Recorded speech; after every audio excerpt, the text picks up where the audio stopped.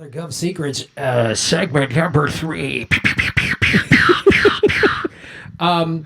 So this is something, you and I have both talked about a lot because it's one of these government secrets that everybody was made public and then everybody just kind of pretends like it didn't happen. Just like, oh, it's just Topsy went away, like something.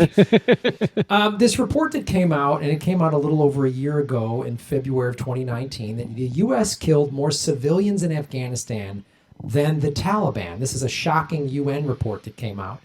And I'm just going to... and you and I know we both covered it over a year ago. This is a year and a half ago now. And it's a report from the United Nations report. The U.S. and its allies in Afghanistan have been responsible for more civilian deaths in the country than the Taliban, who they're supposed to be fighting. What a damning indictment of U.S. foreign policy and engagement. And since that time, we've had the Afghanistan papers. We've had all of this. Yep. And yet, we're still in Afghanistan. We're coming up on October will be 19 years of officially at war with them. I mean, we sent people on the ground on September 11th. We apparently airlifted in special ops people or whatever. But when is America, especially now, as Steve Mnuchin just said, this extra $600 is disincentivizing people to work. This is what a psycho who's worth hundreds of millions of dollars says. And right. That's him saying, listen, we've been effectively exploiting your labor for generations, and we're not going to stop now. All right. So please get back out there, folks. All right. Get your head in the game. The audacity of these people who, first of all these companies got $4.25 trillion in the CARES Act.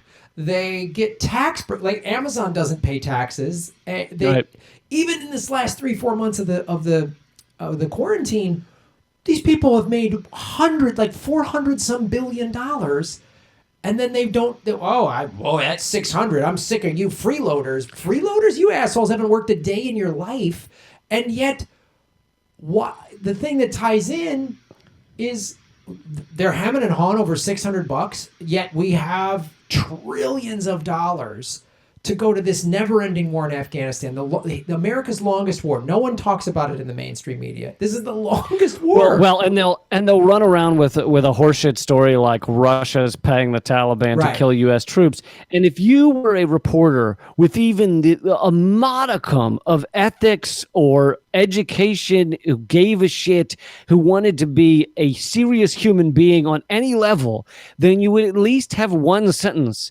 in that article, which is, complete horseshit, that says, oh, by the way, the U.S. has killed more innocent civilians than the Taliban. Yeah, it's like, oh, by the way, so even the mission that we're doing there is we've been failing for 19 years. I was there as a comedian in 2004 and 2006 and 2007, but between 2004 But let's be honest, a front lines comedian, all right? You were out there doing your part. It was a secret weapon. You would make the Taliban laugh, and right then the U.S. troops would attack. If I can get the Taliban to laugh at one of my dick jokes, we will win. Hearts and minds, Lee. Hearts and minds. It's true. But we got the Taliban. That reminds me of your killer farts and minds joke. You have your farts and minds bits. It gets me every time. Oh, thanks, buddy. That's why I sold a lot of merch with that. With that slogan. that bit put a lot of backs on mattresses. A lot of backs on mattresses.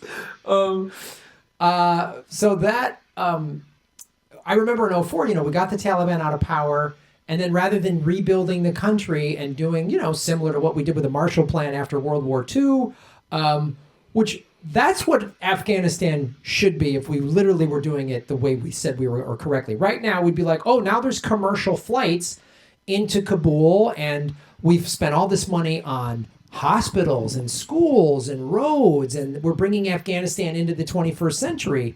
And we just have blown it up, and by killing more civilians, we create more terrorists, more Taliban, more everybody hates us. It's a waste of money. We're killing innocent civilians. We have troops that come home. We have 22 vets a day that commit suicide.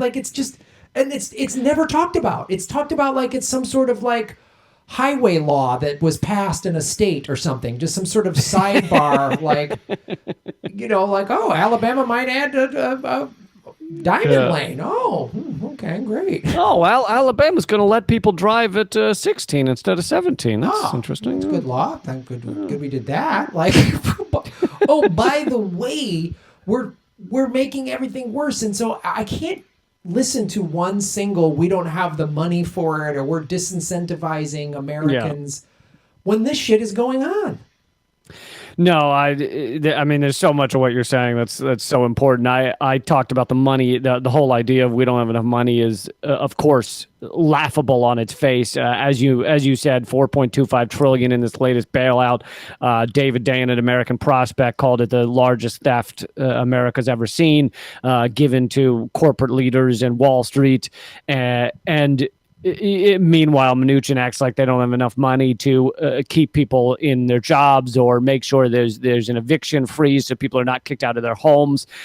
I mean, it really is so revolting when the GOP and Mnuchin say, oh, people should not get paid for staying home and doing nothing. But we, the average workers of this country, built this society through our labor, our effort, our energy, our lifeblood. We are owed a functioning country that can protect us from a crisis like this. And instead, we are not getting that. We are getting a failed state that is doing nothing to help the people while giving trillions to the ruling elite. And as you also mentioned, the billionaires have collected over $500 billion since the thing started. Jeff Bezos is now worth $190 billion. And I don't know if Facebook changed their algorithm or something, but I had my first viral post in 4 years, even though I have a very large Facebook page, but they've basically not allowed anything to succeed for 4 years. My first viral post in 4 years was people can see it at facebook.com/LeeCampComedian, but it got like 80,000 shares, and it was a photo of Jeff Bezos mentioning that he now has $190 billion. The average American worker makes $32,000 a year before the pandemic. And if the average worker were to save every penny and not be taxed, how long would it take them to have the amount Jeff Bezos has?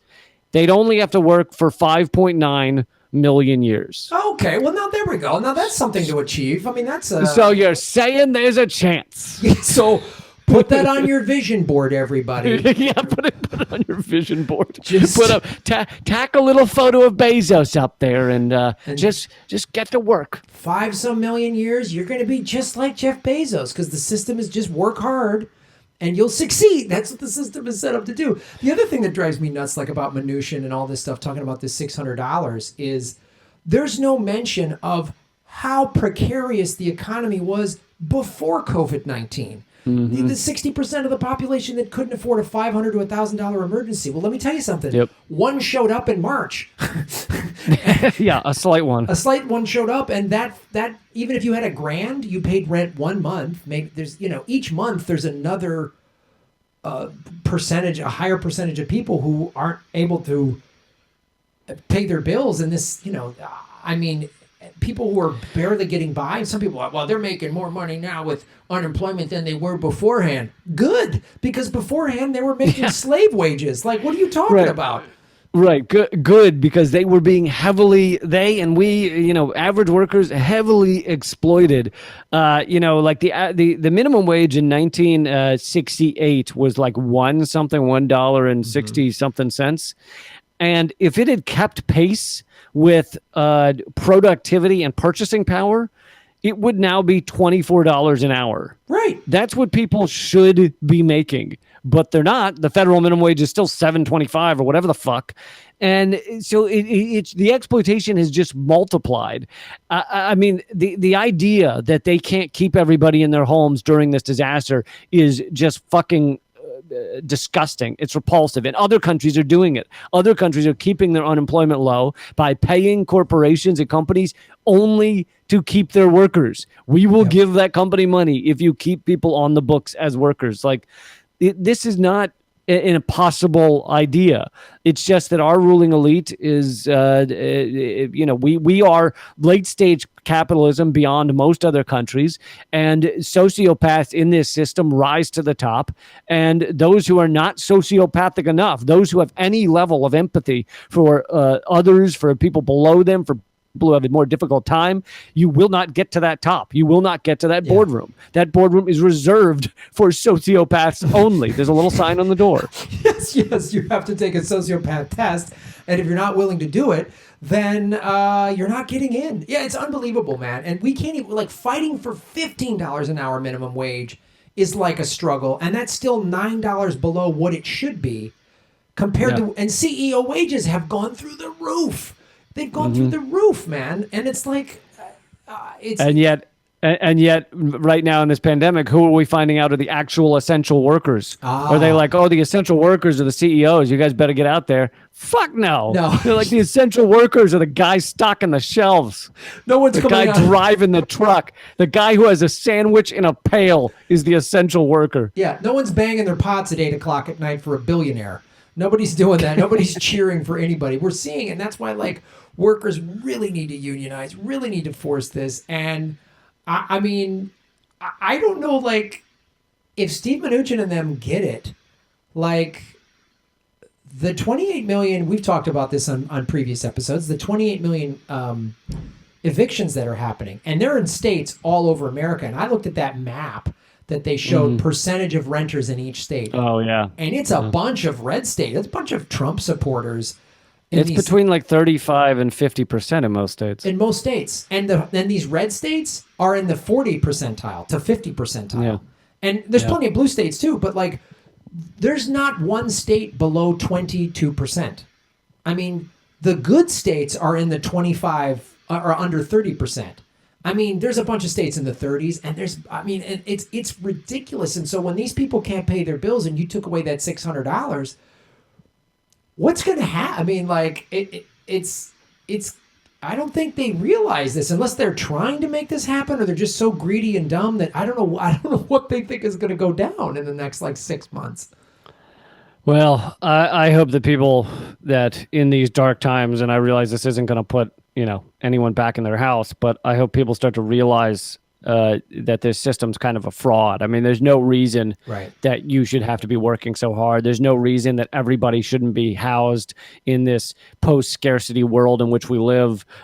There's no reason for any of this. It's just that we have an economic system that has been pounded into our heads since birth, and we don't even realize there's a different way of doing it. We don't even realize that literally all we'd have to do is decide that our society was going to handle these things, and we could do it. I mean, they can 3D print a house in hours. Like, everyone could have their own 3D printed house, and the cost of it is $4,000. Like, literally, they could just be like, "Hey, everybody, we've got 200,000 houses we just printed over the past few months. Just come on out here. We'll give it to you for free." Yeah, here's a house. We'll just you got to pay the truck. You got to pay $100 for the truck to deliver it, and and you get a house. And all the money we're spending on war, that's the other government secret, is that we're bombing 7 and the countries. by the way, the F-35 is in the fucking bill, the latest bill that they're trying to get through. There's $600 million for the F-35. Unbelievable. We can't do student debt forgiveness. That'd be a crime. But we got the same amount of money. $1.5 trillion is the total cost, if not higher now, for the F-35. Oh, man. All right. Well, there's a government secret. There it is. There we go. We are a ray of sunshine, I know, on this show. But I'd rather have the truth than the bullshit. Yeah, I'd rather have the truth, too. So, yeah, I have to support everything I'm doing, GrahamElwood.com.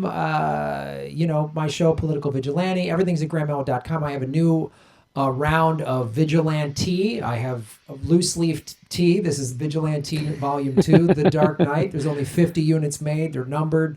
And there's all these things on sale on my website. And, of course... My favorite kind of merch is pun merch. So... I'm glad that's happening. It's my second round of pun merch.